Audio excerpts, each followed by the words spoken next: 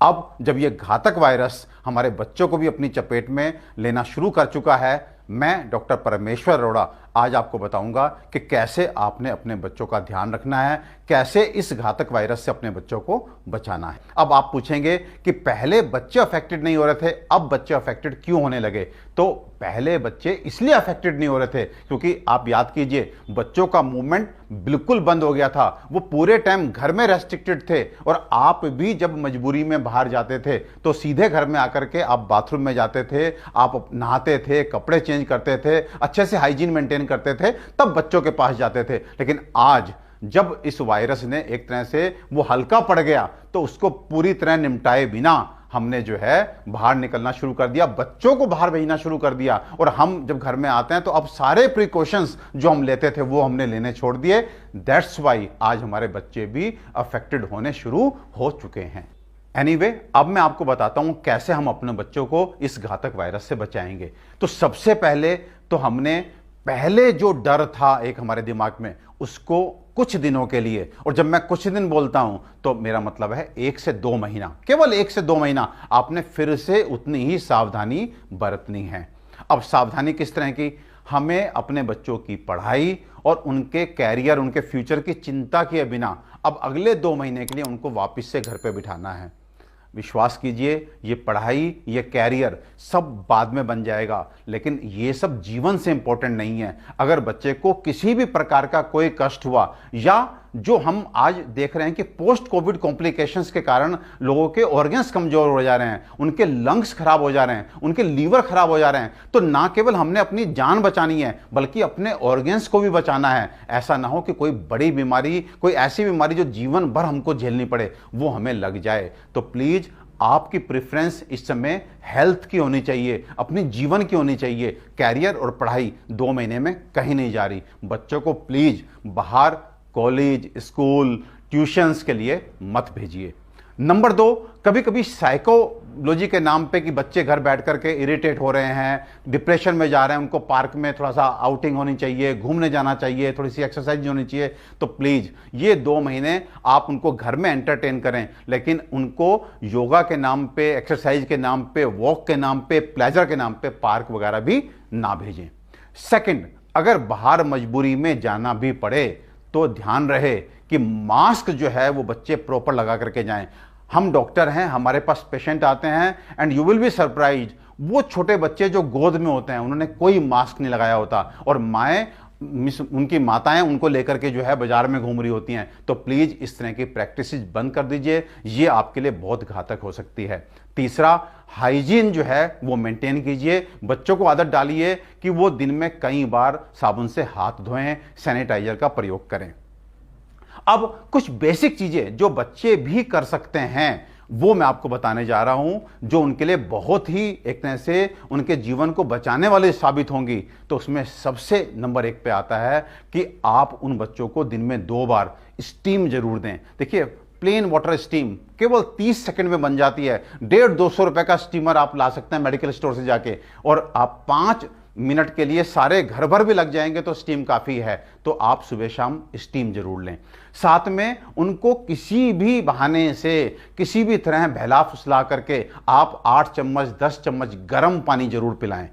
उसके बाद उनको चुटकी भर सेंधा नमक, फिर से ध्यान से सुनिए, चुटकी भर सेंधा नमक दिन में 1 बार जरूर चूसने के लिए दीजिए। और जो बच्चे 10-12 साल के समझदार बच्चे हैं, यदि संभव हो उनको काली मिर्च चुसाइए, उनको लौंग चुसाइए, उनको अजवाइन चुसाइए, ये सब उनके लिए बहुत अच्छा है।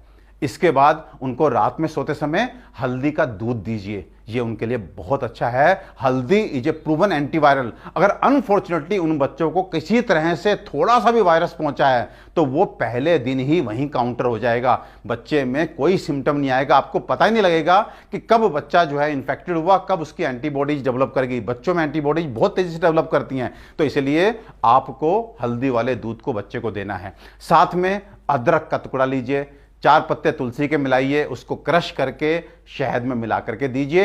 एक आयुर्वेदिक औषधि का नाम मैं यहां लेना चाहूंगा जो मुझे ऐसा लगता है कि हमारे देश के हर गांव में उपलब्ध है, हर शहर में उपलब्ध है, कोने कोने में उपलब्ध है, हर आयुर्वेदिक कंपनी उसे बनाती है, और वो औषधि है सीतोपलादी चूर्ण। सीतोप्लादी चूर्ण एक बिल्कुल सिंपल सा एक फॉर्मूला है जिसमें मिश्री है, वंशलोचन है, पिपली है, इलायची है, दालचीनी है। स्वाद भी बहुत अच्छा होता है, बच्चे बहुत आराम से खा लेते हैं। तो बच्चों को इररेस्पेक्टिव ऑफ कि उनको खांसी जुकाम है कि नहीं, लेकिन आप चौथाई चम्मच से आधा चम्मच सीतोप्लादी चूर्ण शहद में मिला करके दें। साथ में तुलसी अर्क, अब बहुत सारी कंपनी बना रही हैं, आप किसी भी कंपनी का तुलसी अर्क लाइए, उसकी 2-4 बूंद जो है पानी में मिला करके बच्चों को दीजिए। देखिए ये वो चीजें हैं जो उनके लिए ना केवल प्रिवेंशन का काम करेंगी बल्कि इनिशियल स्टेज पे एंटीवायरल का काम भी करेंगी।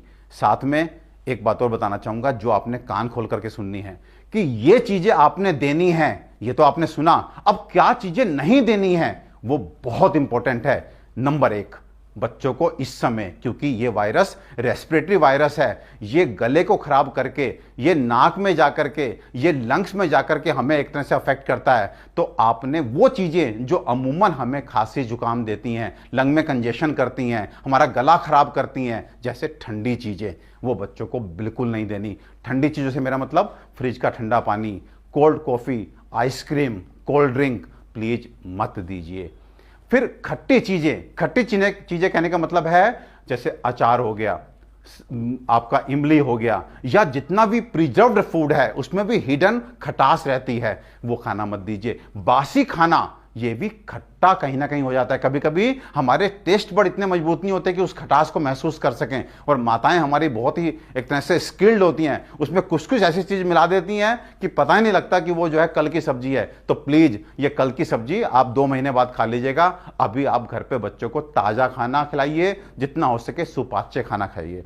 साथ में बाहर का जंक फूड जिसमें बर्गर है, पिज़्ज़ा है, मोमोज हैं, ये सब प्लीज प्लीज प्लीज मत बच्चों को दीजिए। उनको खुश करने के नाम पे, उनको इनाम के नाम पे आप प्लीज उनको मत दीजिए। हाँ, एक बात और कहना चाहूँगा, पिछली बार लॉकडाउन में मैंने देखा कि घर में बहुत केक बने, घर में पिज़्ज़ा बने, मेरे ख्याल से चाउमीन नूडल्स खूब बने, सब ने खूब बढ़िया से बनाया, लेकिन ये भूल गए कि वो भी मैदे के ही प्रोडक्ट्स हैं। इस समय हमने मैदे की चीजें नहीं खानी, इस समय हमने गरिष्ठ आहार नहीं खाना। जितना हो सके, जितना सिंपल आप खाना खाएंगे उतना आपके लिए अच्छा है, आपके बच्चों के लिए अच्छा है। तो प्लीज उनको कन्विंस कीजिए, बच्चे बहुत समझदार हैं, उनको कहिए कि आपको अगले 2 महीने के लिए बिल्कुल सिंपल चीजें खानी हैं, ये बहुत जरूरी है।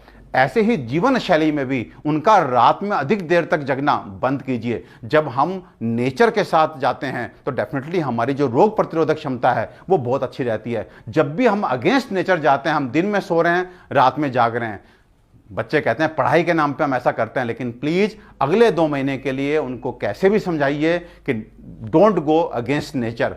आप दिन में अच्छे से पढ़ाई कीजिए, शाम को टाइम से सोइए, सुबह टाइम से उठिए, घर पर ही बैठ करके एक्सरसाइज कीजिए, घर पर ही आप जितना खेल सकते हैं वो सब कीजिए।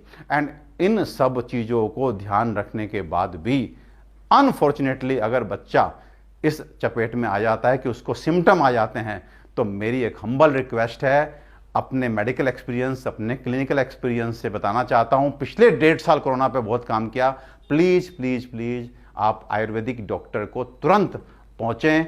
हमारे पास ये जो प्रिवेंटिव था, इसके बाद बहुत शानदार क्यूरेटिव ट्रीटमेंट भी है किसी भी वायरस के अगेंस्ट, इंक्लूडिंग दिस घातक वायरस। सो प्लीज अपना ध्यान रखने, अपने बच्चों का ध्यान रखें और खुश रहें, आनंदित रहें। ये समय बीत जाएगा, हमेशा के लिए नहीं।